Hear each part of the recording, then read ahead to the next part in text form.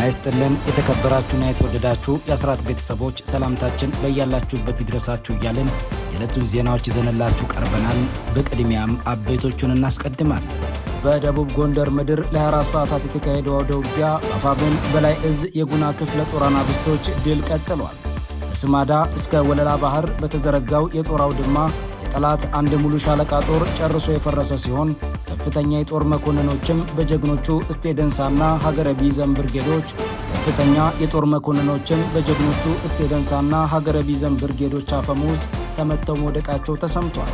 የአስደንጋጭ ወታደራዊ እርምጃም የሜጀር ጀነራል ውባንታ ባተ አንደኛ ኮር በጠላት ላይ የማይቀለበስ የስነ ልቦናና የጉልበት የበላይነት መጎናጸፉን በተግባር ያረጋገጠ የታሪክ አጋጣሚ ሆኖ ተመዝግቧል። ተጨማሪውን ይዘናል። የአማራ ፋኖ በየግንባሩ እየተቀዳጀ ያለው ወታደራዊ በላይነትና የሚፈጽመው መብረቃዊ ጥቃት የገዢውን ስርዓት ወታደራዊ መዋቅር ክፉኛ እያናጋው ይገኛል። ይህንን እየፈረሰ ያለ ሰራዊትና እየመነመነ የመጣ የውጊያ አቅም ለመታደግ የጦር ኃይሎች ምክትል ጠቅላይ ኤታማዦር ሹም ጀነራል አበባው ታደሰ ግንባር ድረስ በመሄድ የሐሰት ተስፋ ሲዘሩ ተደምጠዋል። ጀነራሉ በሰሜን ምዕራብ ዕዝ ተገኝተው የሰራዊቱን ዝግጁነት ቢያወድሱም ጉብኝታቸው ግን ሰራዊቱ የመበተን አደጋ ስለገጠመው በፍርሃት የተከናወነ የድረሱልኝ ጥሪ መሆኑ ተመላክቷል። ዝርዝሩ ተሰናድቷል። በሸዋ ኤፍራታና ግድም ወረዳ በጅሌ ጥሙጋ ወረዳ አዋሳኝ የሚኖሩ የእስልምና እምነት ተከታይ አማራዎች ላይ በብልጽግና አመራሮች ከፍተኛ ዘረፋ ሲፈጸምባቸው ያገዛዙ 101ኛ አየር ወለድ ክፍለ ጦር አመራሩ ደግሞ ፋኖን ተቀላቅሏል ተብሏል። በጉባኤዎቹ የሚኖሩ ሙስሊም አማራዎች በኦሮሞ ብሔረሰብ ዞን አመራሮች ድጋፍ የተፈጸመ ወረራ ቤታቸው ተቃጥሎባቸውና ንብረታቸውም ተዘርፎ ሸራ ጥለው ለመኖር መገደዳቸው ተሰምቷል። ተጨማሪውን ይዘናል። በወለጋ በሚገኙ የአማራ ተወላጆች ላይ ያገዛዙ ሰራዊት መጠነ ሰፊ ዘረፋና እንግልት መፈጸሙ ተነገረ። በተለይ በምስራቅ ወለጋ ዞን ኪረሙ ወረዳ ያሉ የአማራ ተወላጆች የብልጽግና ሰራዊት ድንገተኛ ወረራና ጥቃት እንደተፈጸመባቸው ከቦታው ለአስራት የደረሰው መረጃ ያመላክታል። ያገዛዙ ሰራዊት አባላትም ተናገሩት እንደተባለው ማንኛውም ግለሰብ ከነፍጠኛ ጋር የትኛውንም ማህበራዊ መስተጋብር መፈጸም አይችልም ማለታቸው ተሰምቷል። ዝርዝሩን ይዘናል። በሆርሙዝ ሰርጥ ላይ የተደቀነው የጦር መርከቦች አፈሙዝ ለጊዜው ቢረግብም ፕሬዝዳንት ዶናልድ ጄ ትራምፕና የኢራን መሪዎች ባለአንድ ገጽ የሞትና የህይወት ሰነድ ላይ ለመፈረም በሰዓታት ርቀት ላይ መሆናቸው ተሰምቷል። ይህ ሰነድ ከከሸፈ የዓለምን የነዳጅ የንግድ መስመር ከመዝጋት ባለፈ መላውን መካከለኛው ምስራቅ ወደ አመድነት ሊቀይር የሚችል ታላቅ ፍንዳታ ሊያስከትል ይችላል ተብሏል። የቀጠናው ጉዳይ ባለአንድ ገጽ ወረቀትና በሚቀጥሉት 48 ሰዓታት በሚሰጥ ምላሽ ላይ ተንጠልጥሏል። እነዚህንና ሌሎች መረጃዎችን ይዘናል። በድጋሚ አብራችሁ እንድትቆዩ እየጠየቅን በቀጥታ ወደ ዝርዝር መረጃዎቹ እናመራለን።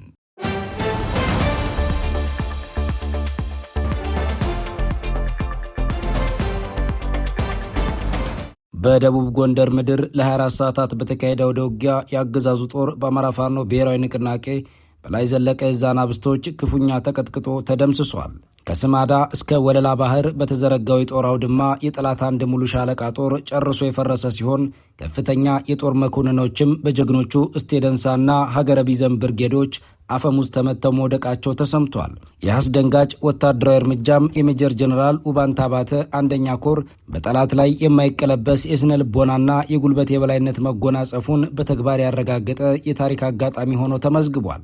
በደቡብ ጎንደር የውጊያ ቀጠና ባለፉት 24 ሰዓታት ከስማዳ እስከ ወለላ ባህር በተደረገ ብርቱ ትንቅንቅ የአማራ ፋኖ ብሔራዊ ንቅናቄ ጎንደር ጠቅላይ ግዛት በላይ እዝ ሜጀር ጀነራል ውባንታ ባተ አንደኛ ኮር ስር የሚገኘው የጉና ክፍለ ጦር ታላቅ ወታደራዊ ድል ማስመዝገቡ ተገልጿል። በተለይም መንትዮቹ ተብለው የሚጠሩት እስቴ ደንሳና ሀገረ ቢዘን ብርጌዶች ባካሄዱት የተቀናጀ ጥቃት የአንድ ሻለቃ ሙሉ ጦር መደምሰሱና መማረኩ ታውቋል። ከ24 ሰዓታት በላይ በፈጀው በዚህ ላስጨራሽ ውጊያም የጠላት ኃይልን በመደምሰስ ከፍተኛ የሰው ኃይልና የቁሳቁስ ምት ማድረስ መቻሉንም እዙ ለጣቢያችን በላከው የግንባር መረጃ ገልጿል። በስቴ ደንሳና ሀገረ ቢዘን ብርጌዶች የተቀናጀ ዘመቻም ከፍተኛ መኮንኖችን ጨምሮ 71 ያገዛዙ ሰራዊት አባላት ሲደመሰሱ 83 አባላት ደግሞ መማረካቸው ተገልጿል። በአውደ ውጊያው 32 ያገዛዙ ሰራዊት አባላት የቆሰሉ ሲሆን ከተደመሰሱት መካከል 50 አለቃ ተክሌ የሻለቃ መሪ፣ 100 አለቃ ጌታውን ተስፋዬ የሻምበል መሪ፣ 50 አለቃ አፓሳ የሻምበል መሪና 50 አለቃ ቡፋያ የዲሽቃ ተኳሽ ከተደመሰሱት መካከል ከፍተኛ መኮንኖች መሆናቸው ታውቋል። ከተማረኩት ከፍተኛ መኮንኖች መካከልም 50 አለቃ በቀለ ዘለቀ፣ 50 አለቃ ወንደሰን ሀብታሙና 50 አለቃ ከማል ከድር ይገኙበታል ተብሏል። በአውደ ውጊያው የአንበሶቹ እስቴደንሳና ሀገረ ቢዘን ብርጌዶች የጦር መሳሪያዎች በድል ቁጥጥር ስር መዋላቸውም ተገልጿል።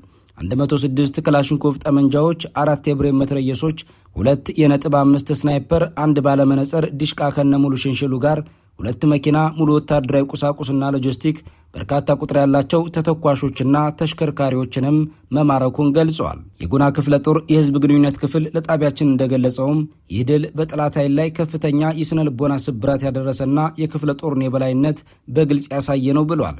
በዚህ ውጊያም 1 ሻለቃ ያገዛዙ ጦር ከጥቅም ውጭ መሆኑና ከፍተኛ አመራሮች መደምሰሳቸው የአካባቢውን ወታደራዊ ሚዛን ሙሉ በሙሉ ወደ ፋኖ ማጋደሉን ያመላከተ ሆኗል።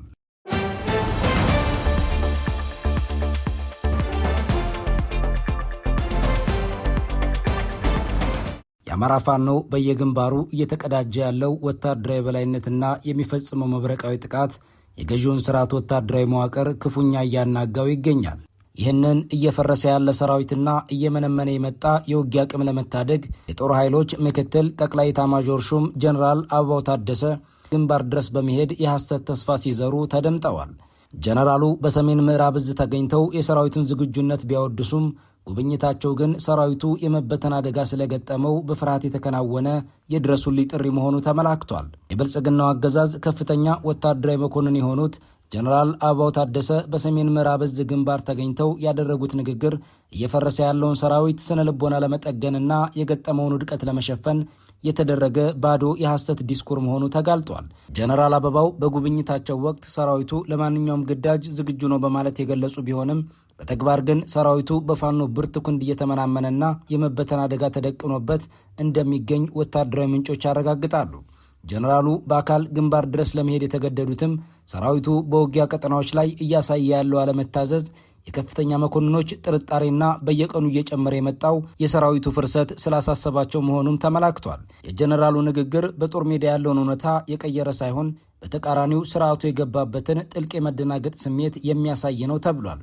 በተለይም ሰራዊቱን የጽንፈኛውን ቅስም የሰበረ በማለት ያደረጉት ንግግር መሬት ላይ ካለው የፋኖ የበላይነት ጋር ፍጹም የሚቃረንና ለወታደሩ ሞራል ብለው የደረደሩት የሐሰት ፕሮፓጋንዳ ነው ሲሉ የውስጥ ምንጮች ገልጸዋል።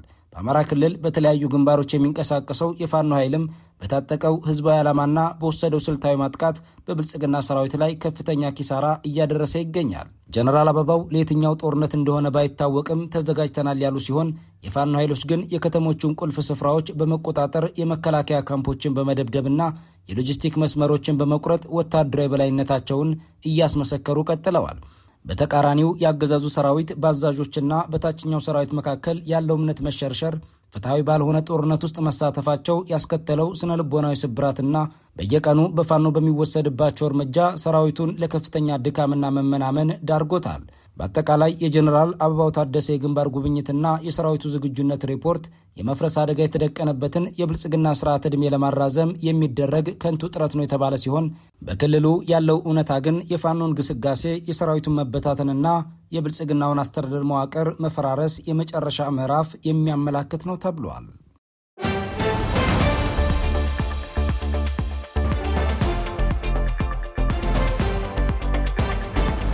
በሸዋ ኤፍራታና ግድም ወረዳ በጅሌ ጥሙጋ ወረዳ አዋሳኝ የሚኖሩ የእስልምና እምነት ተከታይ አማራዎች ላይ በብልጽግና አመራሮች ከፍተኛ ዘረፋ ሲፈጸምባቸው ያገዛዙ 101ኛ አየር ወለድ ክፍለ ጦር አመራሩ ደግሞ ፋኖን ተቀላቅሏል ተብሏል። በጉባዋጮ የሚኖሩ ሙስሊም አማራዎች በኦሮሞ ብሔረሰብ ዞን አመራሮች ድጋፍ በተፈጸመ ወረራ ቤታቸው ተቃጥሎባቸውና ንብረታቸውም ተዘርፎ ሸራ ጥለው ለመኖር መገደዳቸው ተሰምቷል። ተጨማሪው እንደሚከተለው ይቀርባል። በኤፍራታና ግድም ወረዳ በጅሌ ጥሙጋ አዋሳኝ የሚኖሩ የሙስሊም እምነት ተከታይ አማራዎች በካዲው ብልጽግና አመራሮች ከፍተኛ ዘረፋ ሲፈጸምባቸው ያገዛዙ 101ኛ አየር ወለድ ክፍለ ጦር አመራር ፋኖን መቀላቀሉ ተሰምቷል። በጉባዋጮ የሚኖሩ ሙስሊም አማራዎች ሁለት ቋንቋ በመናገራቸው ካሁን በፊት ቤታቸው በብልጽግና አስተባባሪነት በልዩ ዞኑ የኦሮሞ ብሔረሰብ አመራሮች ቤታቸው ተቃጥሎባቸውና ንብረታቸውም ተዘርፎ ሸራ ጥለው የሚኖሩ ነበሩ። ብልጽግና የሚባል ነውር ጌጡ እነዚሁ ነዋሪዎች በተለያየ ጊዜ አርሰው ያፈሩትንም ሰብል ለግል ጥቅሙ ሲያውለው ታይተዋል። በሌላ የግንባር መረጃ የብልጽግናው 101ኛ አየር ወለድ ክፍለ ጦር የሻለቃ አመራሩ ከነሙሉ ትጥቁና የሬዲዮ መገናኛ በመያዝ የአፋብን ሸዋ ጠቅላይ ግዛት አሳምነው ዝን በይፋ ተቀላቅለዋል። ለመውደቅ እየተንገዳገደ ላለ አምባገነን ስርዓት ከንቱ የህይወት ዋጋ አልከፍልም፣ የህዝቤንም መከራ ከዚህ በላይ ማየት አልፈልግም፣ የአማራን ህዝብ ከዚህ በላይ አልበድልም በማለት የአጼ አምደ ጽዮን ኮር አጼ ዳዊት ክፍለ ጦርን የተቀላቀለው የሻለቃዋ አመራር ከዛሬ ጀምሮ የበደልኩትን ህዝብ ከፋኖ ወንድሞች ጋር ተሰልፌ ውድ መስዋዕትነት ለመክፈል ቃል ገብቻለሁ በማለት የተናገረ ሲሆን በፋኖ አመራሮች ለተደረገለትም ደማቅ አቀባበል ምስጋናውን አቅርቧል ተብሏል።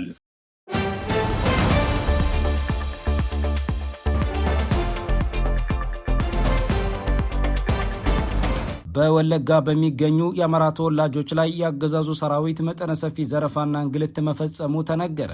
በተለይ በምስራቅ ወለጋ ዞን ኪረሙ ወረዳ ያሉ የአማራ ተወላጆች በብልጽግና ሰራዊት ድንገተኛ ወረራና ጥቃት እንደተፈጸመባቸው ከቦታው ለአስራት የደረሰው መረጃ ያመላክታል። ያገዛዙ ሰራዊት አባላትም ተናገሩት እንደተባለው ማንኛውም ግለሰብ ከነፍጠኛ ጋር የትኛውንም ማህበራዊ መስተጋብር መፈጸም አይችልም ማለታቸው ተሰምቷል። ዝርዝሩ እንደሚከተለው ይቀርባል።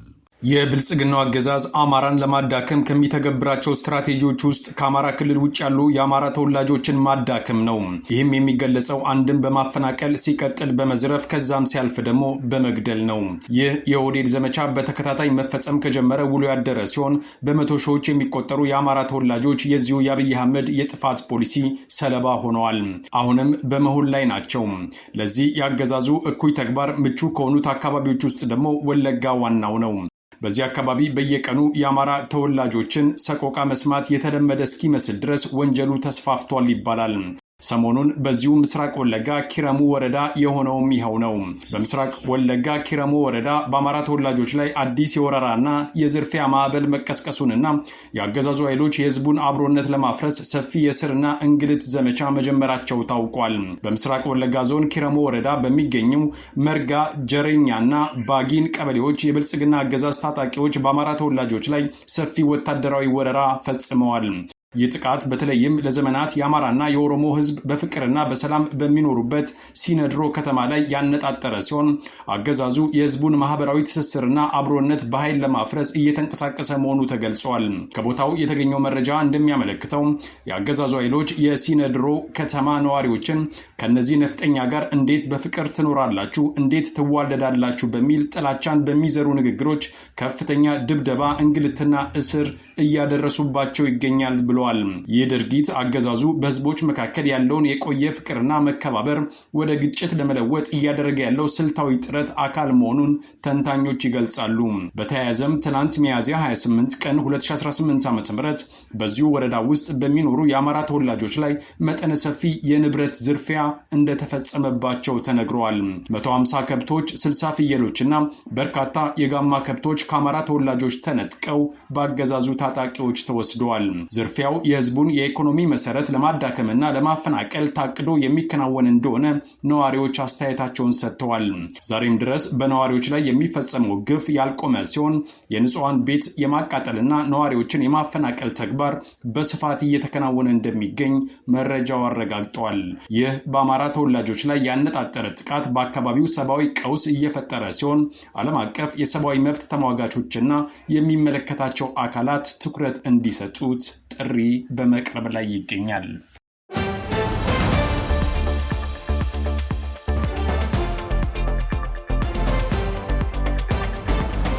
በሆርሙዝ ሰርጥ ላይ የተደቀነው የጦር መርከቦች አፈሙዝ ለጊዜው ቢረግብም ፕሬዚዳንት ትራምፕና የኢራን መሪዎች ባለአንድ ገጽ የሞትና የህይወት ሰነድ ላይ ለመፈራረም በሰዓታት ርቀት ላይ መሆናቸው ተሰምቷል።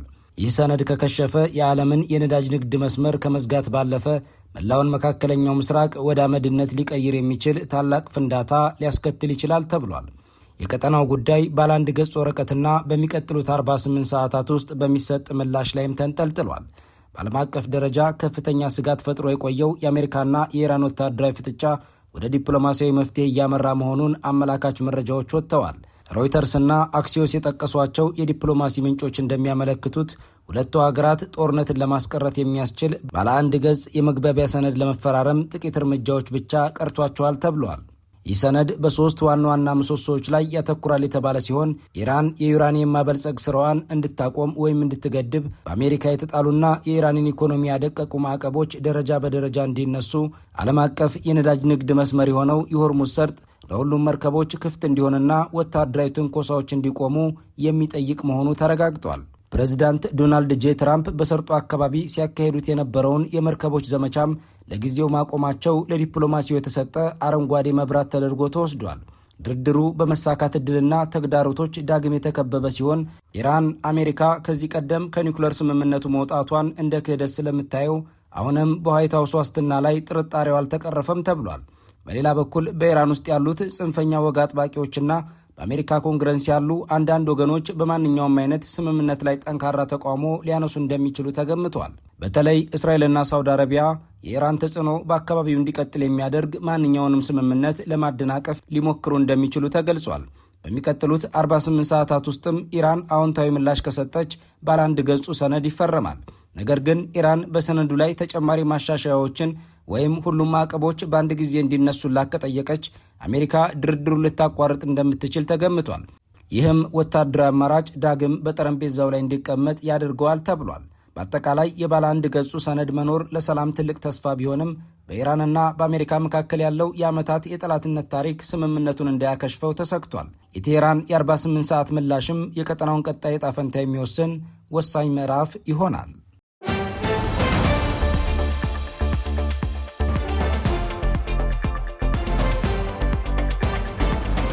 ክቡራትና ክቡራን ቤተሰቦቻችን ለዛሬ ሚያዝያ 29 2018 ዓ.ም የተሰናዱ መረጃዎቻችን የተከታተላችኋቸውን ይመስሉ ነበር። አብራችሁን ስለቆያችሁ ልባዊ ምስጋናችን ይድረሳችሁ እያለን በዚሁ እንሰናበታለን። አስራት ብሮድካስት ሰርቪስ